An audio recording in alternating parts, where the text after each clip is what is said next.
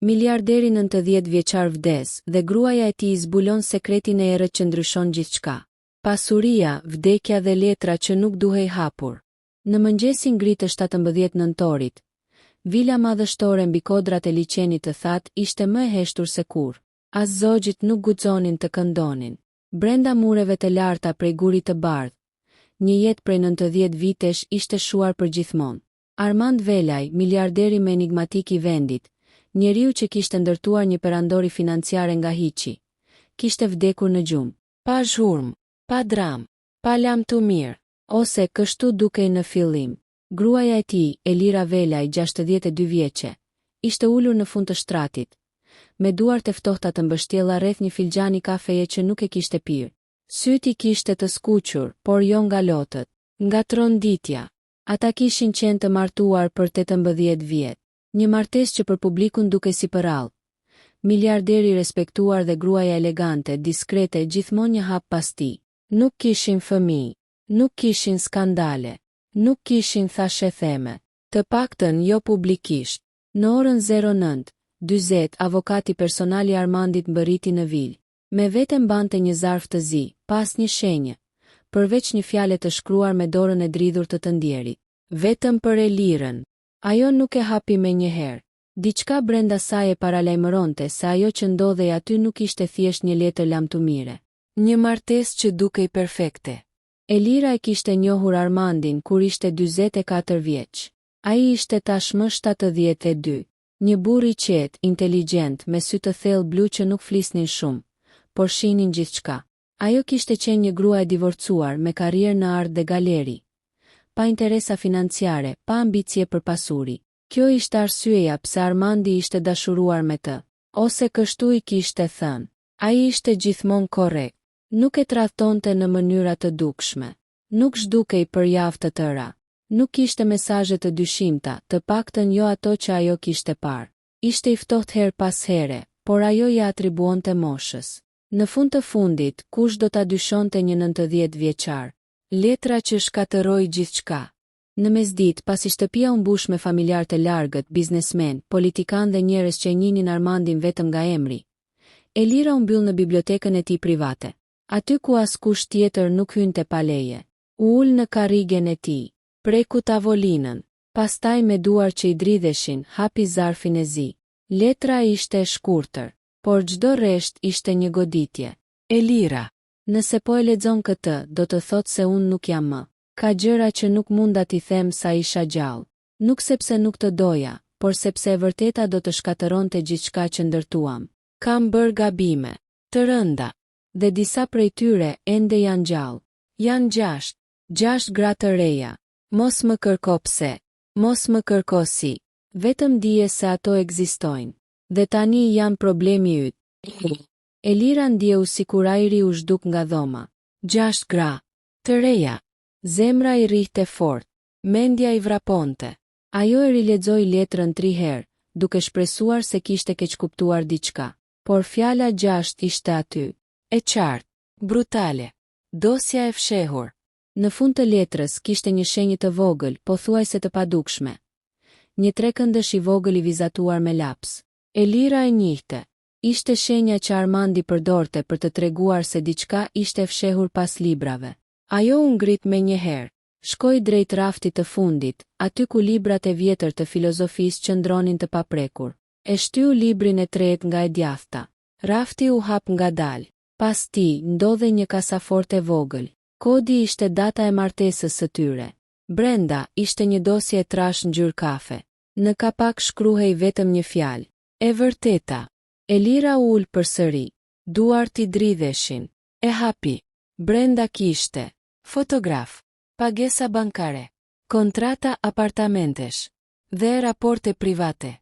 Fotografit ishin të qarta, të dhimbshme, gra të reja, shumë të reja, 20-30 vjeçe, disa studente, disa modele, disa që dukeshin krejtësisht të zakonshme. Në secilën fotografi, Armand Velaj, jo si plaku i qetë që njihte publiku, por si një burr tjetër. E vërteta më e errët. Dosja tregonte gjithçka. Armandi kishte mbajtur 6 të dashura, paralelisht, për më shumë se 10 vjet. Të gjitha kishin apartamente luksoze të blera nga ai. Të gjitha merrnin pagesa mujore. Të gjitha kishin nënshkruar marrëveshje konfidencialiteti. Por ajo që e tronditi Elirën më shumë ishte një dokument i fundit. Një shënim i shkruar me dorë. Nëse ndonjëra prej tyre flet, gjithçka bie. Elira duhet i gjej. Para mediave. Para familjes. Para shtetit. Ajo kuptoi menjëherë. Këto gra nuk ishin thjesht tradhti. Ato ishin rrezik. Rrezik për emrin. Rrezik për pasurinë. Rrezik për gjithçka që Armandi kishte ndërtuar. Dhe tani, ky rrezik ishte mbi shpatullat e saj. Vendimi që ndryshon rrjedhën e historisë. Elira e mbylli dosjen. U ngrit në këmbë. Syt nuk i dridheshin më. Dhimbja ishte ende aty. Tradhtia po e gëryente nga brenda. Por mbi gjithçka, po rritej një ndjenjë tjetër. Vendosmëria. Ajo nuk do të ishte gruaja e mashtruar që qante në heshtje. Ajo do të zbulonte gjithçka. Të gjitha. Të gjashta. Po atë mbrëmje, ajo telefonoi një numër që nuk e kishte përdorur kurrë më parë. Një numër që e kishte gjetur në fund të dosjes. Jam Elira Velaj, tha ajo me zë të qetë. Kam nevojë për një detektiv privat. Në anën tjetër të linjës, një zë mashkullor u përgjigj shkurt. Zonje, kjo histori nuk do t'ju pëlqej. Elira buzëqeshi ftohtë. Asnjëra prej tyre nuk do të më pëlqej, por unë dua të vërtetën. Detektivi, vajza e parë dhe sekreti që nuk duhej zbuluar një burr që jetonte në hije. Detektivi privat quhej Leon Kodra, 47 vjeç, i divorcuar. Ish oficer hetimesh që kishte lënë policinë pas një rasti që kur nuk u zbardh publikisht. Ai nuk bënte reklama, nuk kishte zyrë me tabel. Klientët e tij vinin vetëm me rekomandim. Zakonisht kur kishin diçka për të humbur. Kur hyri në vilën e Velajve atë mbrëmje, ai e kuptoi menjëherë se kjo nuk ishte një çështje e zakonshme tradhtie. Më tregoni gjithçka, tha ai, duke nxjerr bllokun e shënimeve. Elira nuk qau, nuk u ankua, nuk kërkoi hakmarrje emocionale. Ajo i vuri përpara dosjen. Janë 6, tha ftohtë. Dua t'i gjej, të gjitha, para se dikush tjetër t'i gjej i pari. Leoni shfletoi dokumentet, fotot, pagesat, kontratat. Pastaj u ndal. Zonjë Velaj, disa nga këto marrëveshje janë bërë përmes llogarive offshore. Kjo s'ka lidhje vetëm me tradhti. Elira e dinte. E di. Prandaj ju thirra ju. E para. Vajza që nuk duhej ekzistuar. Emri i parë në listë ishte Sara Hoxha, 26 vjeçe. Studente arkitekture. Pa prindër të pasur. Pa lidhje politike. Pa histori publike. Por kishte një apartament luksoz në qendër. Dhe një pagesë mujore prej 8.000 eurosh. E çuditshme, tha Leoni. Kjo vajzë nuk shfaqet askund. As Instagram, as TikTok, as Facebook. Elira ndjeu një therrje në stomak. Çfarë do të thotë kjo? Ose është shumë e kujdesshme, ose dikush është kujdesur që të mos ekzistojë. 2 ditë më vonë, Leoni e gjeti adresën e saj aktuale. Jo apartamenti luksoz, atë kishte lënë një muaj më parë. Tani jetonte në një pallat të vjetër në periferi. Ai trokiti në derë. Pas disa sekondash, dera u hap vetëm pak. Një vajzë me sy të lodhur dhe fytyrë të zbehtë e pa me frikë. Sara Hoxha. Ajo u përpoq ta mbyllte derën. Jo. Leoni vendosi këmbën mes derës dhe pragut. Jam këtu për Armand Velajn. Ajo u zbardh në fytyrë. Dera u hap plotësisht. Rrëfimi që ndryshoi gjithçka. Brenda, apartamenti ishte bosh. Pa luks, pa shenja jete normale. Sara u ul në divan. Duart i dridheshin. Ai ka vdekur, pyeti me zë të ulët. Po. Ajo mbylli syt. Atëherë jam në rrezik. Leoni ngriti vetullat. Pse? Sara heshti për disa sekonda. Pastaj foli. Sepse unë nuk isha thjesht e dashura e tij. Ajo u ngrit dhe nxori një zarf nga sirtari. Brenda ishte një certifikat të lindjeje. Emri i babait, Armand Velaj. Leoni ndjeu një goditje të fortë në gjoks. Ti je vajza e tij. Heshtje totale. Ai më njohu kur isha 18. Nëna ime kishte vdekur. Ai më ofroi mbështetje. Para. Shkollë. Zëri i saj u thye. Pastaj gjithçka ndryshoi. Një krim që nuk quhej krim. Sara tregoi gjithçka. Si Armandi e kishte izoluar. Si kishte bler gjithçka. Si e kishte bindur se askush tjetër nuk e donte.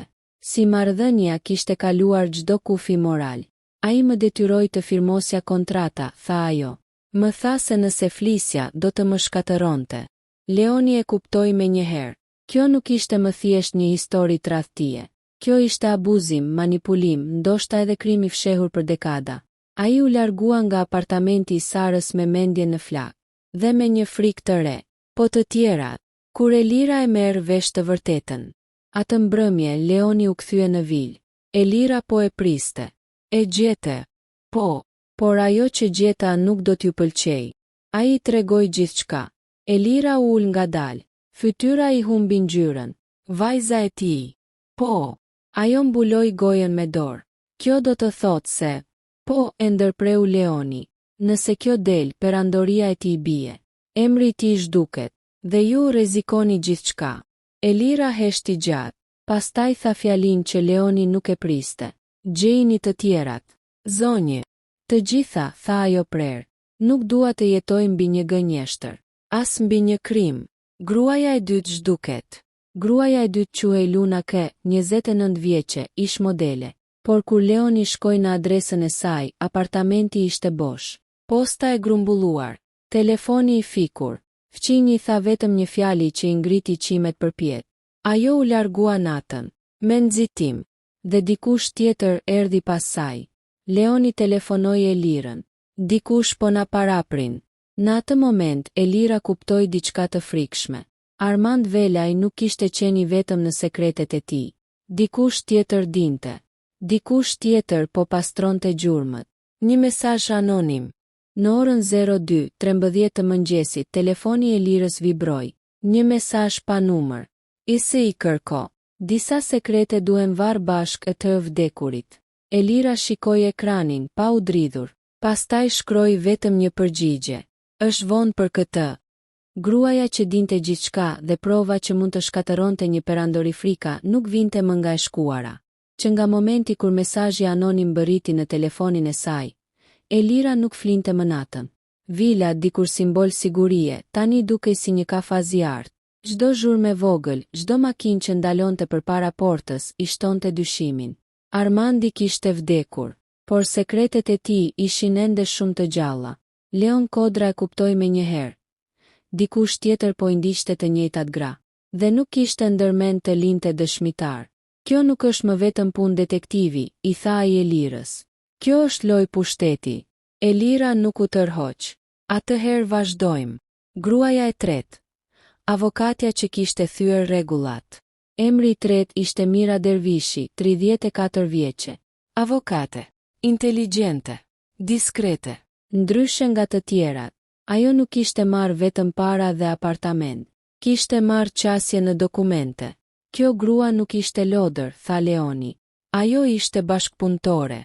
Mira jetonte jashtë vendit, por Leoni arriti ta lokalizonte nëpërmjet një llogarie bankare që ishte aktivizuar vetëm 2 javë pas vdekjes së Armandit. Ata u takuan në një hotel të vogël në Itali. Mira nuk u habit kur pa emrin Velaj. E dija që do të ndodhte, tha ajo qetë. Thjesht nuk e dija kush do të më gjente i pari. E vërteta që Elira nuk ishte gati ta dëgjonte. Në një telefonat të sigurt, Leoni ja kaloi fjalën Elirës. Burri juaj nuk ishte vetëm miliarder, tha Mira. Ai ishte kasaforta e shumë njerëzve të rrezikshëm. Mira tregoi se Armandi kishte menaxhuar fonde sekrete, pasuri të fshehura, pagesa për njerëz me pushtet. Politikan, biznesmen, madje edhe figura që nuk shfaqeshin kurrë në media. Disa nga ne nuk ishim dashnore, vazhdoi ajo.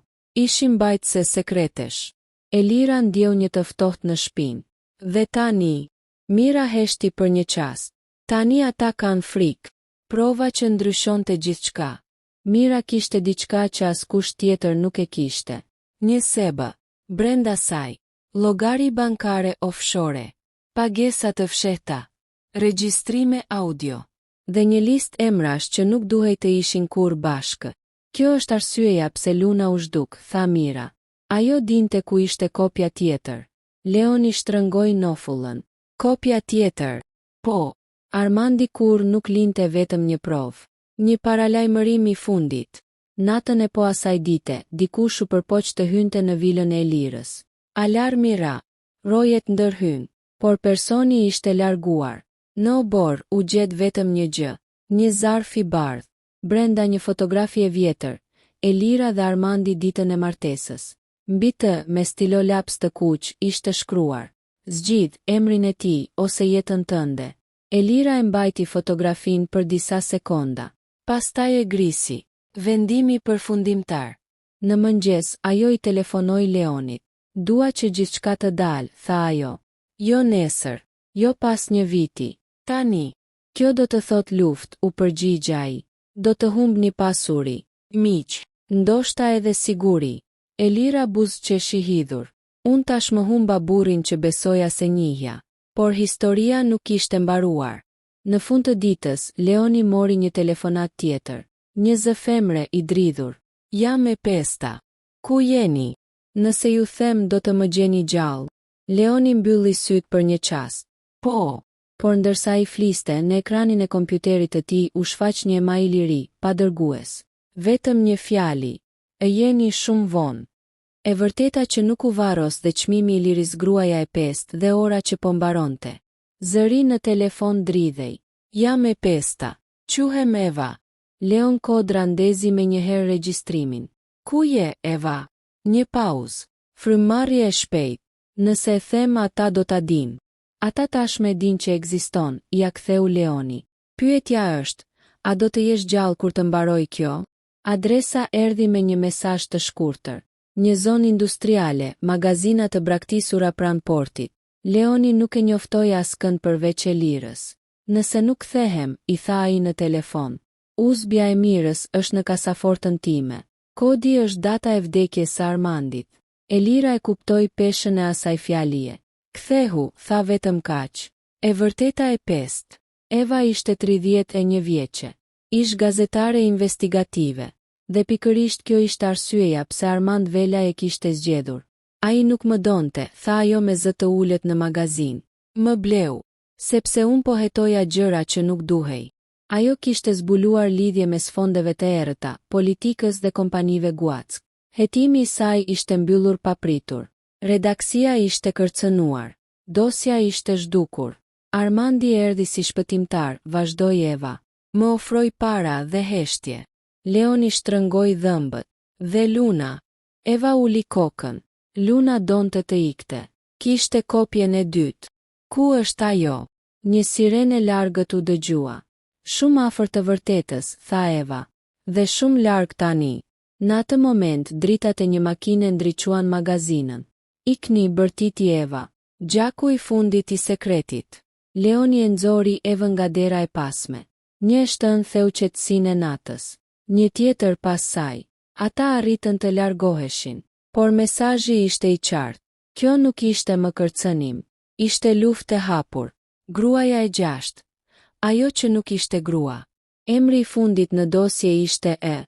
Pa mbiemër, pa foto, pa pagesa mujore. Vetëm një shënim i Armandit. Ajo nuk duhet zbuluar kur. Leoni e kuptoi para se ta thoshte me zë. "Kjo nuk është dashnore," i tha Elirës. "Kjo është bashkpunëtorja kryesore." Pas 2 ditësh hetime, doli e vërteta. Ishte Nora Velaj, mbesa e Armandit, drejtuese reale e disa kompanive offshore. Gruaja që po pastroi gjithçka pas vdekjes së tij. Ajo ishte truri. Përballja. Takimi u bë në zyrën e avokatëve. Nora buzëqeshi me qetësi. "Ju po hapni varrin e një perandorie," i tha Elirës. "Dhe do të bini bashk me të." Elira vendosi USB mbi tavolinë. "Kjo perandori është ndërtuar mbi gra të përdorura, mbi heshtje dhe frikë," tha ajo. "Nuk dua asgjë nga ajo. Do të humbisni gjithçka." Elira u ngrit në këmbë. "Gabim, po fitoi veten." Shpërthimi publik. Dokumentet dolën. Jo të gjitha njëherësh. Me zgjuarsi. Me mbrojtje ligjore. Me media ndërkombëtare. Emra ran. Karriera u shkatëruan. Heshtje 20 vjeçare u thyen. Emri Armand Velaj u kthye nga simbol suksesi në shembull errësire. Disa u aratisën. Disa u arrestuan. Disa u zhdukën nga skena përgjithmonë. Fati i Lunës. E vërteta doli pas 3 javësh. Luna ishte gjallë, e fshehur, e mbrojtur nga një organizatë ndërkombëtare në këmbim të kopjes së dytë. Ajo nuk do të fliste publikisht, por kishte folur mjaftueshëm. Epilog. Elira Vela i shiti vilën. Dhuroi një pjesë të pasurisë për organizata që mbrojnë gratë nga abuzimi i pushtetit. U zhduk nga jeta publike. Në një intervistë të vetme, tha vetëm këtë fjali: "Më tradhtoi një burr, por më shkatërroi një sistem, dhe unë zgjodha të mos jem pjesë e tij." Leon Kodra u largua nga vendi. Dosja u mbyll, por historia jo, sepse disa të vërteta sapo dalin në dritë, nuk kthehen më në errësirë.